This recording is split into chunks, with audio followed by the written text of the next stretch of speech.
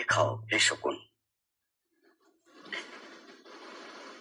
হে সীমান্তের শকুন, এক্ষুনি ছিঁড়ে খাও আমাকে।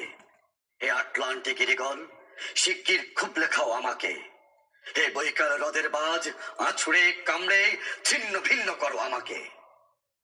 আমার রক্ত রসে শুধু অসহায়ত্ব আর অভাব। কাগজের কামলারা তারে আদর করে মুদ্রাস্ফীতি ডাকে। ঋণের চাপে নীল হয়ে যাচ্ছে আমার অনুচক্রিকা। সংসার চালাতে অন্তরে হয় ইন্টারনাল ব্লিডিং। সংসার চালাতে অন্তরে হয় ইন্টারনাল ব্লিডিং। কি আশ্চর্য, তবু আমি মরছি না। ওদিকে দোজকের ভয়ে আত্মহত্যা করবারও সাহস পাই না আমি। খোদাকে বললাম আমি মরতে চাই। তিনি বললেন, বেঁচে আছো কে বলল? সহস্রাব্দ উন্নয়নের সাক্ষী হিসেবে রাজা তোমাকে মমি করে রেখেছেন।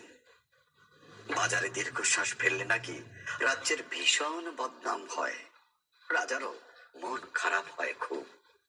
কোতোয়ালরা ফরমান জারি করেছে, আমাকে সারাক্ষণই হাসতে হবে, নইলে দেশি কুকুর ও বিদেশি মাগুরকে এক বেলা ভালো মন্দ খাওয়ানো হবে আমার মাংস দিয়ে। নিত্যদিন ব্রয়লারের ভুঁড়ি নাকি ওদের ভাল লাগে না। অথবা আমাকে ভাগ দিয়ে বেচা হবে। মানুষের তো মানুষ খাওয়ার স্বাদ হতে পারে, তাই না? ভাগ্যিস তা বিদেশি সুপার শপে বিক্রি হবে না। দেশি মানুষেরই তো হক বেশি আমাকে খাওয়ার।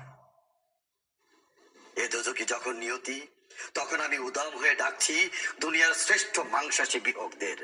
হে ঈগল, চিল ও ভয়ঙ্কর বাজেরা, হে সাম্রাজ্যবাদী সাহসী শকুনিরা, তোমরা F-35 এর মতো, MiG-29 এর মতো দল বেঁধে হামলে পড়ো আমার বুকে। আমার রান, থান, চক্ষু, কলিজা আজ সব তোমাদের গনিমতের মাল। দেশি সুর খুবলে খাওয়ার আগেই আমায় ইচ্ছে মতো ছিঁড়ে খাও তোমরা।